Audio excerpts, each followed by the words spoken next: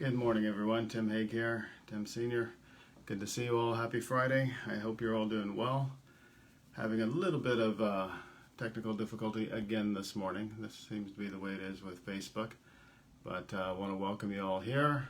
Hope you're having a great Friday. It is a wonderful week. It is a crazy week, being all the things going on in the States with the election, et cetera, going on.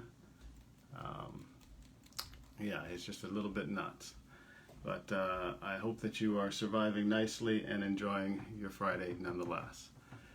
I hope to have a guest on with me here this morning, and if we can ever connect. We tested this yesterday. It worked great. And of course this morning, nada. Oh, maybe I just might have success. Let's see here.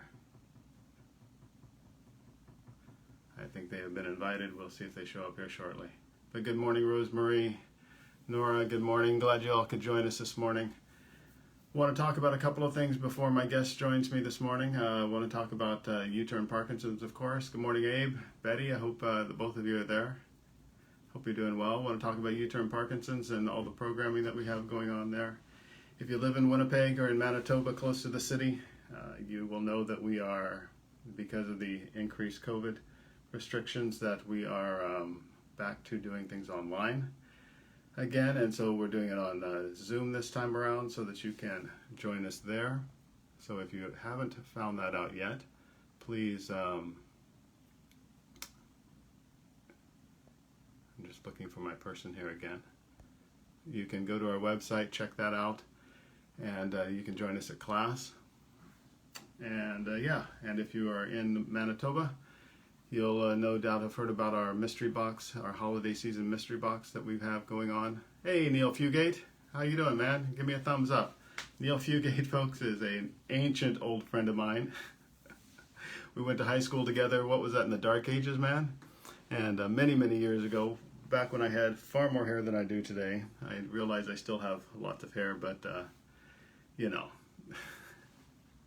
Nonetheless, good to see you, Neil. Hope you're doing well, and hope you're surviving all of the stuff around the election today, this week.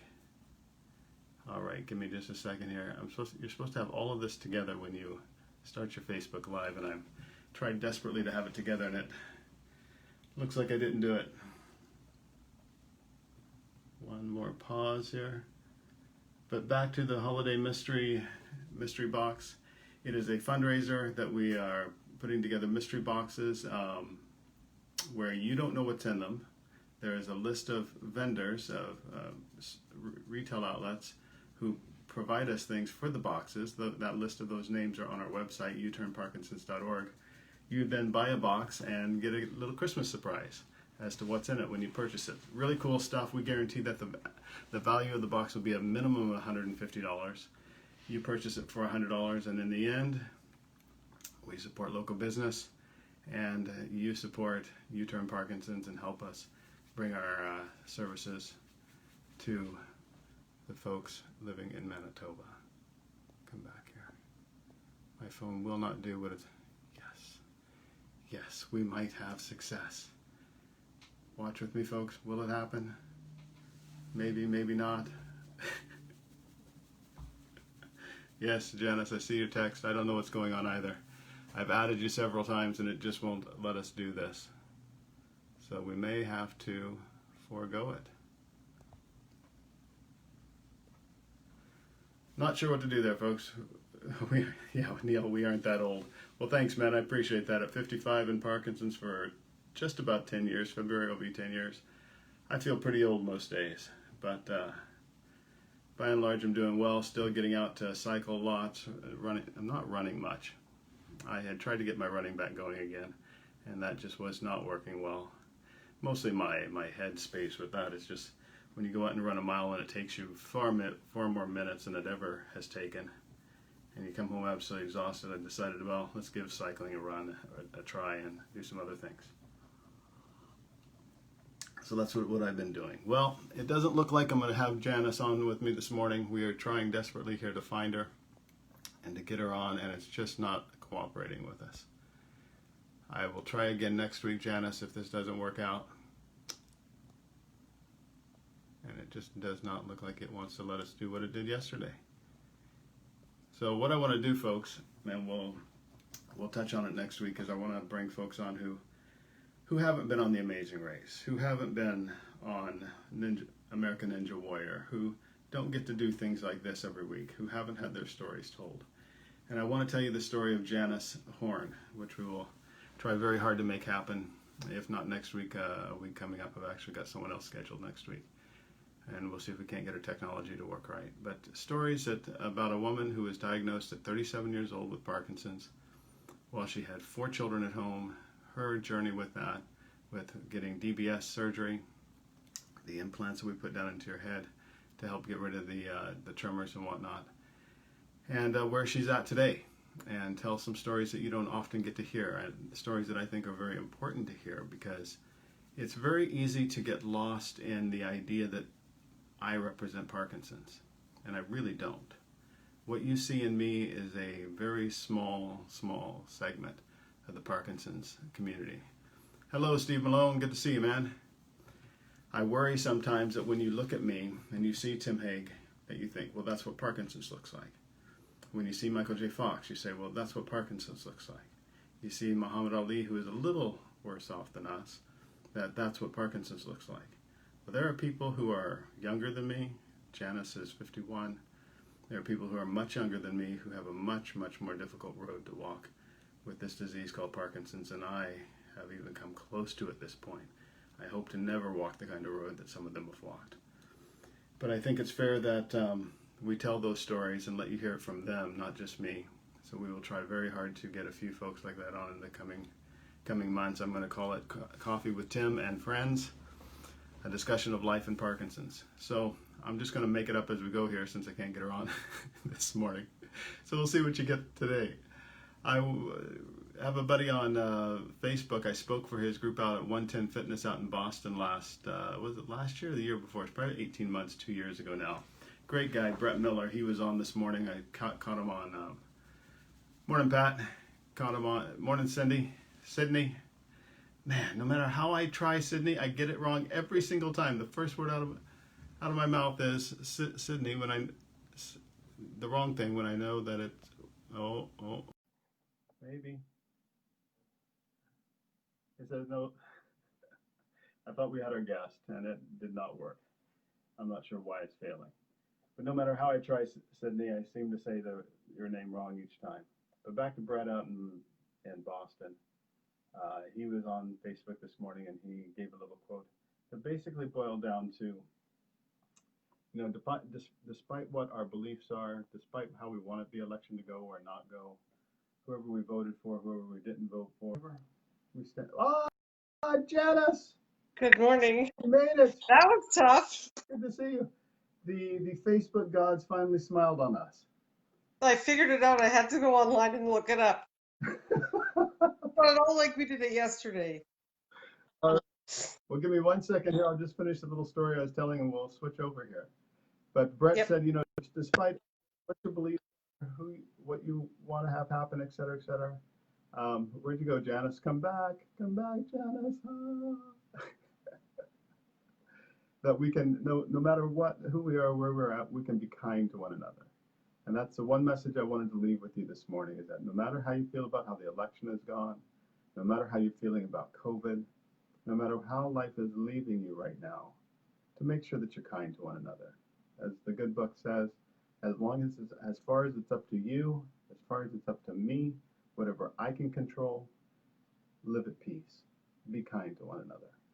And so we've got probably some very hectic days still ahead of us.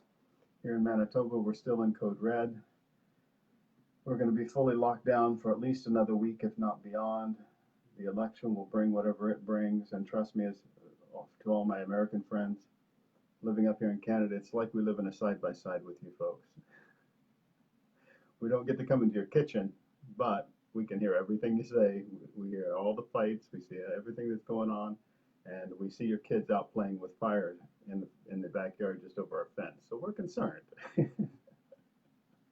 We want things to go well down there. We want to know that there's peace. You're our number one trading partner in the world. And we're your number one trading partner, by the way, as well. I don't know how many of you know that, but it's true. You spend more in Canada than you do anywhere on the planet. So we want to make sure that there's peace and harmony down there, and that things are going well for all of you, whether you consider yourself Democrat, Republican, Independent, or from Mars. So Janice, are you coming back? Oh, and she might be. Let's try this one more time. Well, keep your fingers crossed, folks. And she's there. Hallelujah. I'm not touching anything. Well, welcome. I'm glad you made it. This is fantastic. Yes, I'm glad to be here. For once, everybody gets to see someone besides just Tim. Oh, I I'm know sure they like seeing Tim. I know this is wonderful to look at, but you know, it's all Me too. well, Janice, I was explaining to everybody why I wanted to have you on this morning. I explained that I actually gave away your age. I told everyone that you're now 51. You're still younger than me. I didn't tell them much else, beside the fact that you were diagnosed with Parkinson's at 37. So why don't you take some time and just introduce yourself to everyone and tell us a bit about your diagnosis, how you got started. Well, that was a long time ago, but you know, I was as a young mom, as I think you said, I had 4 kids at the time. My youngest was 3, and one morning I woke up and was making them clean up some toys I had left all over the place, and I found a little shake in my finger as I was pointing, and I thought, that's kind of weird. And it was about the same year that Michael J. Fox's first book came out. Okay. So it was a bit, I was reading the book and I'm like, gee, that's what happened to him. That's weird. But I didn't think I had Parkinson's for some reason. I don't know why. It didn't occur to me that could be that. So when I went to a neurologist, he just kind of looked me over real quick and said, oh, no, you have essential tremor, which is different. Yeah. It's still a tremor, but it's not nearly as devastating as Parkinson's, of course. So I was pretty happy with that, actually. I thought I had maybe ALS or what's that other one? I can't remember the name of it, but it'll come to me eventually. So that was fun. And I spent the next 5 years trying to figure out why it wasn't acting like essential tremor. My grandfather also had Parkinson's, and I didn't even relate us. Like he looked so different than me. I never even thought that it was the same thing. So when I went to the neurologist, I finally got a new family doctor who sent me to a different neurologist at the Movement Disorder Clinic, Dr. Hobson, and he's found that I had Parkinson's. So that's How do kind of you how it think all that started. How do you think that being a young woman, you were 37 at the time, 37 with a couple of kids at home, female, how do you think that impacted your diagnosis? I think, first of all, they probably thought I was too young. Yeah. Like the first doctor, I didn't have maybe all the symptoms I had 5 years later, but I certainly had hallmarks of it. And he didn't even consider it, I don't think. Like the amount of time he spent with me was so small. And my own family doctor never checked it again, never said, let's have a look and see if you're any better or different. And when I brought it up to her, she just said, oh, yeah. And that was kind of it. And I think it's partly because I was female, partly because I was so young. It's very frustrating, though, to not be diagnosed for 5 years. That was 5 years of, having a hard time. Right. How did your Parkinson's present early on, and what were those 5 years like? I had a tremor in my left hand, and then I also would get cramping in that hand. Like if I would hold something, my hand would not come out. I'd have to use my other hand to get it out of that position after. Hmm. That's how it first started. And then I was running, actually, like you, I love to run. And I was doing a lot of running, and I was finding that my foot wasn't working right. So I had to compensate. I started getting very bad hip from it because I was running so stupid that my hip was going out. And then finally I was with my neighbor and we went for a walk, and I actually had to stick my leg out way far to make my whole leg work. And she said, you better go back and check that out or I'm dragging you in there. I'm going in with you. Now, So I went in how old to were you, my doctor, a new doctor, and she referred me to the Movement Disorder Clinic. So how old were your children at this time? my youngest was 8 at that time. She was 3 when the tremor started, but was 8 at that time when I went to the second doctor.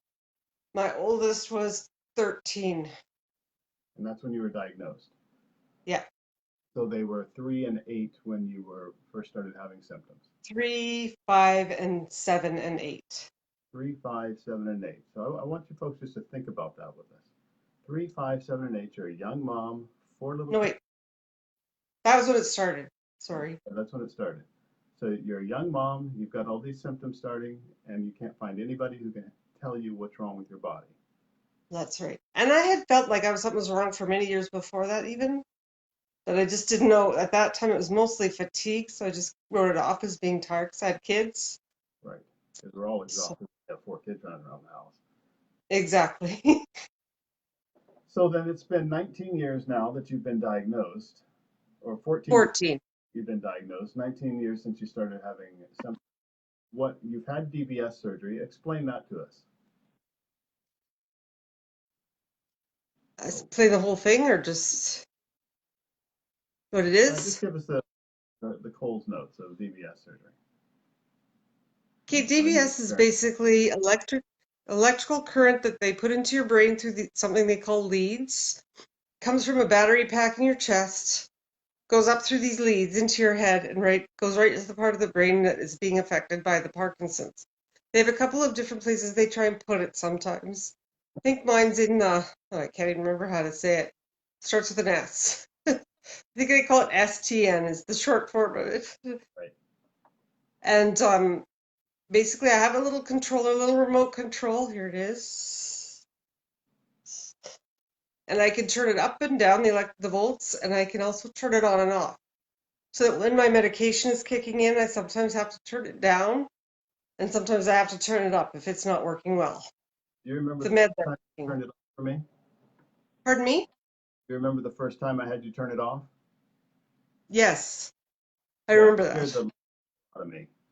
I know. People are scared. I can show you now too what it's like. No, no, no, no, no, no, no, no. I told you you can never do that again in my presence unless I know how to work your controller. Folks, I'm good at turning it on and off now. she barely got the thing turned back on, and her symptoms are way different than mine, way, way different than mine. And she turned it off, scared the living crap out of me because I had no idea. The nurse in me was like, "How do I help her?" I had no idea how to help her. She eventually got it turned back on and then looked normal like she does now. But man, oh man, next time you see her, she can do it for you, but not today. You're not the only one that has said that to me either, by the way. Lots of people say, "Don't touch it." Oh, you froze on me. Oh, there you Yeah, are. yeah, we're having glitches. Just carry on. Yeah, so that's basically DBS. You have to be doing it to see if they're in the right spot, which is a little intimidating going in, but to be honest, they give you really good drugs that make you not care about stuff like that. So you end up being quite happy the whole time. So It's you have interesting found to me actually. Pardon me? and you found that DBS has helped you considerably. How would you be without Oh, it? night and day. I can't even imagine where I'd be without it actually. Does Can affect you my speech a little bit, which is a pain, but it's fine. It's can a you give us small trade-off. can you give us a bit of an idea of where you think you would be without DBS? I might be bedridden or in a wheelchair. For Because sure. when nothing is working, when my meds aren't working, and my DBS isn't on, I can barely move. Oh my gosh. But with DBS, you're attending Rocksteady Boxing. You're leading Yes, class. yes, You're act you. having a great time actually. So that's huge. It's absolutely huge. Now, what I want For me, to it was huge. well, and I know lots of people that without DBS they would be in the same boat you are. And I want to say to Canadians that in Canada right now, DBS surgery is being offered to virtually no one. And that's a big deal. They claim it's because of COVID. They claim because all kinds of restrictions. But in Manitoba, we have struggled to keep DBS on the surgical slate, period, because we're a small little province. Nobody wants to come here, and thus they don't come and give us the service that we need. This is something that we have to start talking about, start bringing up to our provincial governments and complaining about, because where would Janice be without this surgery? She'd probably be in a wheelchair and or bedridden, not able to do most of the things that she's currently able to do. There are very few things that we have that we can use to treat Parkinson's, DBS being one of them. We have to get a little more loud about how we are talking about this. But anyway, that's my stump speech for the moment, Janice. What if you That's a could go good back and one. tell yourself, if you could go back and tell yourself one thing when you were first diagnosed with Parkinson's, what would you tell yourself?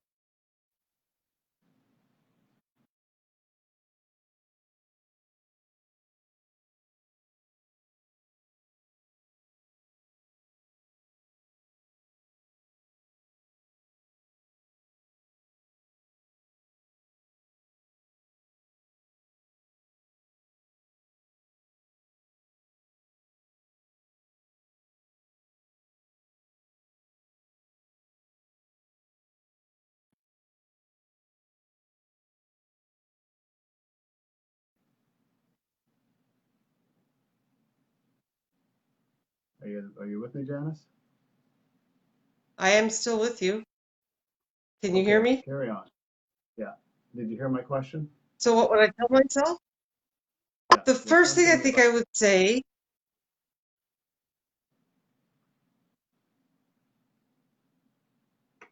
hmm, there. yeah, This is so much fun, isn't it? yeah, the connection is not great today. Well, go ahead and Maybe we'll it's the get it into. cloudiness. Go ahead and tell your story.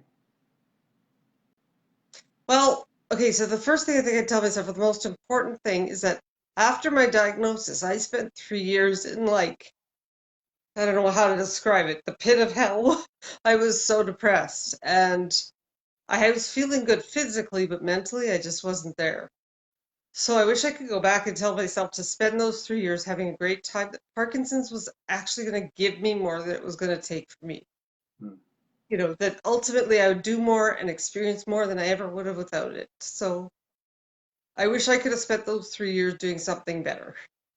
Wow, wow, that's a very good word for people who are newly diagnosed. Um, Yeah. it wasn't my first 3 years; it was my first year that I spent pretty much the same as you. That I stopped running, I stopped looking after myself, and was very depressed. And I wish I could go back and tell myself, hey, hold on, buddy, the Amazing Race Canada's coming. Oh, yeah. Book That deal. was exciting when you joined that. Yeah. I mean, all of that was because of Parkinson's. So there's Exactly. That's Parkinson's has how it brought. is. It's amazing the blessings that Parkinson's I've heard has brought into my life, and that I've heard so many people say the same thing. Yes, it's shocking when you realize what it's done for you as opposed to what it's done not done for you. All right, one more question for you. How has COVID affected you? Well, this year, this has not been great for me, unfortunately. Just before COVID, I sprained my ankle. I fell down the stairs reading my phone, so don't do that ever on the stairs. It's not a good idea. I lost track of where I was on the stairs and ended up thinking I was at the bottom and I was 3 stairs up. Oh man. So I had quite a dramatic fall from that. Sprained my ankle very badly and it's still sore today. That was 8 months ago or so. So I wasn't able to exercise. I had to stop boxing just a couple of weeks before COVID hit big time and we had to shut down. So then once I could go back, I couldn't go back because it was shut down. So I still pretty much stopped exercising for a while. I tried to start again on my own, but I have a very tiny little house with no roof to really do much. So it was okay, but it wasn't great. And then when I got back to class, that was good. But then I just sprained my elbow because I fell on the stairs a couple of weeks ago. Oh, So it's been a little bit rough for me. I must say, I feel like my Parkinson's has progressed. I think it's that I haven't been exercising enough to keep it at bay. So it's been frustrating for sure. so say that again. You feel like Which part? you feel like your Parkinson's has progressed because. Well, but because I haven't been exercising enough to keep it at bay. Say that one more time. Okay, because I haven't been exercising enough. Oh, I know what you're doing now. I get it. You want me to say the exercising part over and over again. That's I right. get it now. Do you hear that, folks? I have heard that so many times. When our spring shutdown happened here in Manitoba, and people weren't coming to class, I have been told so many times that people's depression worsened. Of course, that seems to make sense. But their physical capabilities decreased, their walking decreased, their basic movements decreased. Overall, they felt worse. Their Parkinson's symptoms increased. They've seen the doctor to increase their medications. They've had falls. They've had other struggles. We've had people not be able to come back to class because their physical capabilities have decreased so far. There is one thing besides our medication we know will impact our Parkinson's symptoms to the good. That is exercise. Any kind of exercise. You must be active. Sitting on the couch will kill you. And I do It not will. lightly. It will kill you. You have got to get up. You have got to be active. If your loved one has Parkinson's, you have got to, okay, encourage them to be as active as they possibly can. Whether that's doing chair exercises, whether that's sitting exercises, whether that's simply walking, swimming, dancing, singing, whatever that is, you've got to encourage them to get active doing the things that they love to do. Second stump of the day. All right, Janice, what's the last thing you want to leave us with? What's the one most important thing Just that you wanted to say? just that, never forget it's not the end of the world. You'll be fine. There's a lot of life left to live even after Parkinson's, maybe even more. That's all I got for you. Awesome. Well, thanks for joining me today, Janice. I appreciate it. Sorry that it took so long to get you on, but thanks. You've had Oh, a that's partly my fault too. I wasn't doing the right thing apparently. we figured it out. We did. The Facebook God smiled on us. Exactly. Good to see you. Good to see you. We'll see you in class. Yes, definitely. Hopefully Say goodbye. soon. Bye.